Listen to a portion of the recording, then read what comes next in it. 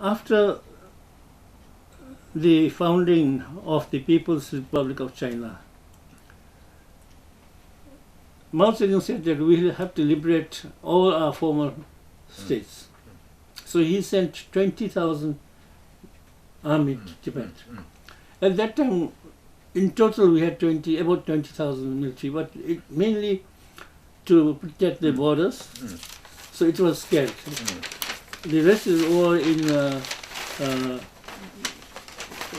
near central Tibet. So we sought help. We sought help from British, from America, of course Mongolia, Nepal, but none of the country was able to help at that time. Nepal and Mongolia were too small. India had just become independent. So Nehru was afraid that US or Britain, if they come to help Tibet, he thought that he had his mind New Asia, reborn Asia. So he didn't want the Western colonies to come again. So he said, you stay away, I'll talk to China.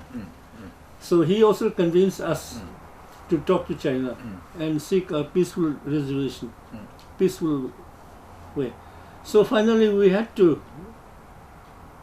deal with China and sign a 17-point agreement.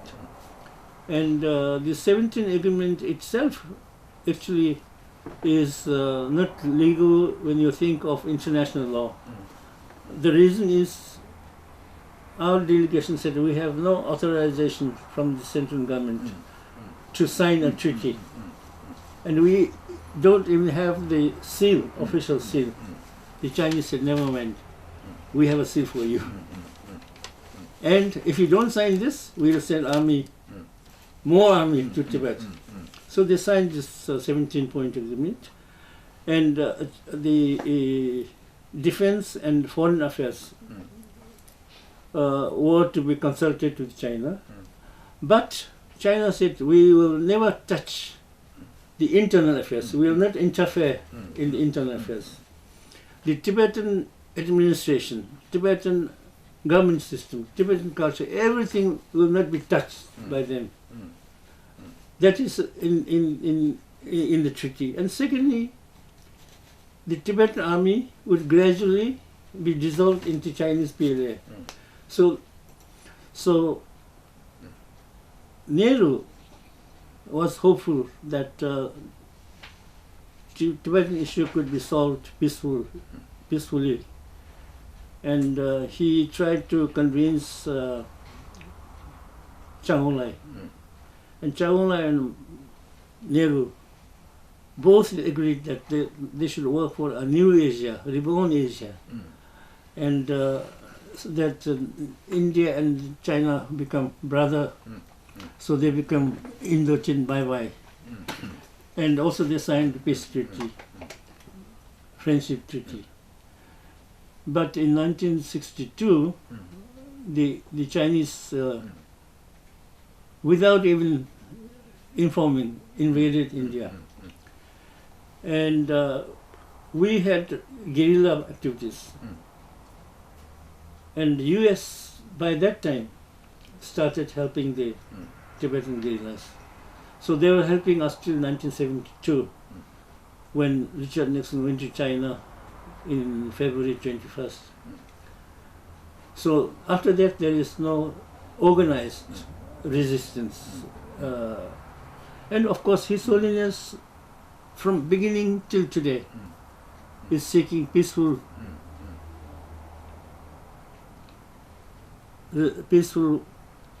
solution. And he has not given up. So, actually, in my personal opinion, in 1950s, if we had fought a war with China, maybe we could have stopped, because there was no road. So China, it was difficult for China. They wanted to make a peace treaty to save time. So gradually they would make rules and then invade. And His Holiness, being a monk, a Buddhist monk, has not declared war on China. So that's why it was only guerrilla activity. So what I'm trying to say is that the so-called the Chuka, Zhonghua, this is kind of virtual. There is no Chuka Minzoku. There's no America Minzoku. If there's the America Minzoku, it's the Indians. But there are Scottish Americans, Polish Americans, so it's a mixture of. So Dr. Sun Yat-sen was thinking of like that. But Dr. Sun Yat-sen only had the idea. And Chiang Kai-shek did not have much time. But Mao Zedong had the time and also the guts to invade by force. So basically, like individuals, nations also have their habits.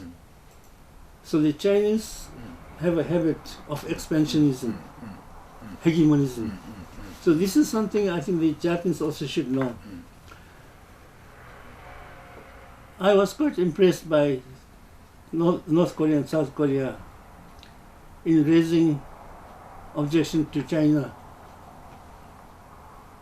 The Chosin-zoku, the Chosin nationalities is one of the Chinese nationalities.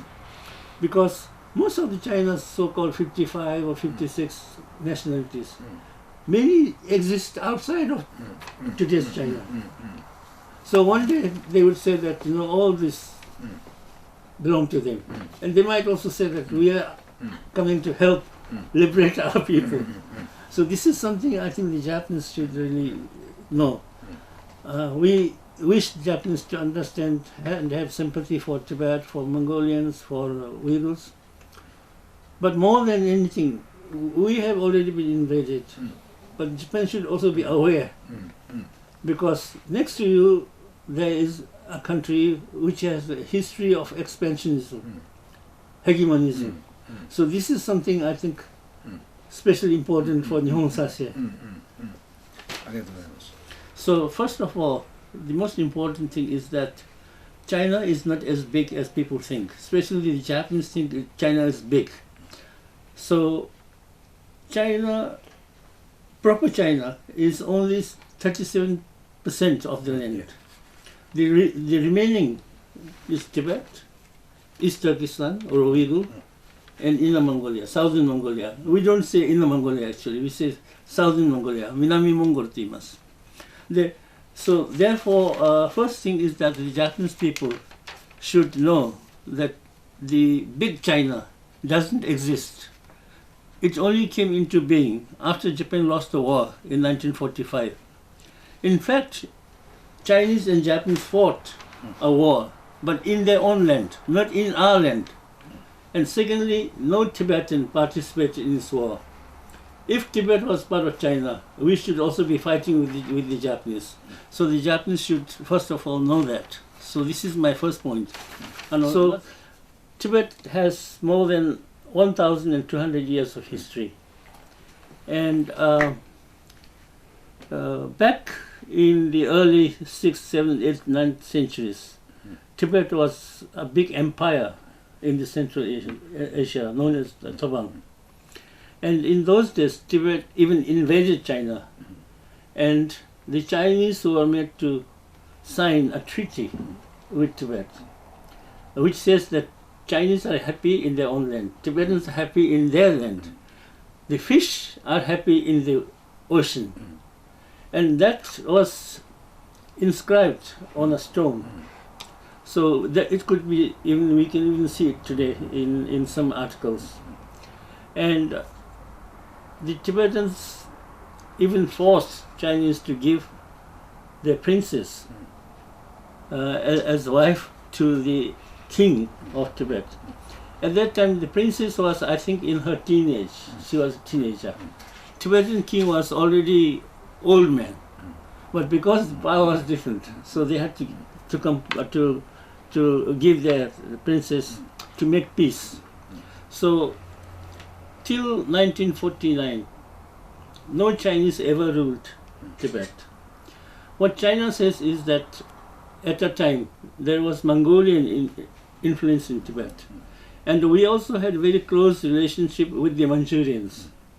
So what China says is that whatever Mongolia, wherever they had influence, belongs to Great China.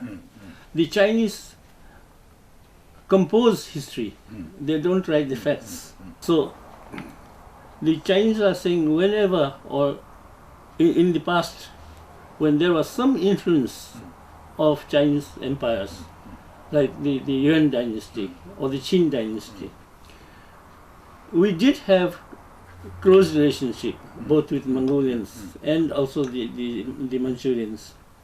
But it was not that they were ruling us or we were ruling them.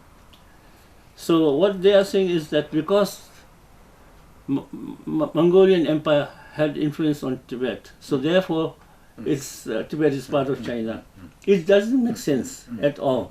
So finally I was telling you about the culture. The Chinese today is destroying our culture. And for me, culture is the result of many generations, their effort, of their sweat, their blood, try and error continued. So then they make their culture. So the Tibetan culture has a lot to contribute to the world also. So it's not only the Tibetans who is losing the culture. The Chinese are continuing a kind of cultural genocide. They are depriving the Tibetans of our own mother tongue, which is Tibetan language. They are depriving us of our thinking, because Tibetans basically, we are a Buddhist country. At least since the 7th, 8th centuries, Tibet became a Buddhist country. So our children are taught to be compassionate. For example, I've never seen any Tibetan bullying a Chinese outside of, because here they are minority. But there's no thinking of revenge in the Tibetan psychology. This is because one is, of course, because of His Holiness always teaching people to be compassionate and to forgive. So this may be one. But on the other hand, also this is in our blood, in our DNA, that Tibet has been a Buddhist country for centuries, since 6th, 7th, 8th centuries. So therefore, what China is destroying is not only Tibetan culture, but also a culture of the world, which has a lot to contribute. Tibetan arts, Tibetan medicine, Tibetan astrology, and there are many, many others that the Tibetan culture could contribute to the world. So this is one. And secondly, when I came to Japan, the Japanese people were quite different psychologically. They were always thinking of the other people. When I get sick, my friend's mother will bring me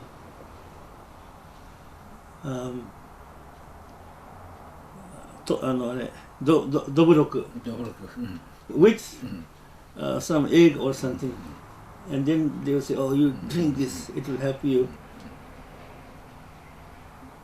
And in those days, I could not read kanji, so my classmates, they helped. ひらがな振ってくれて教えてくれるんですよ。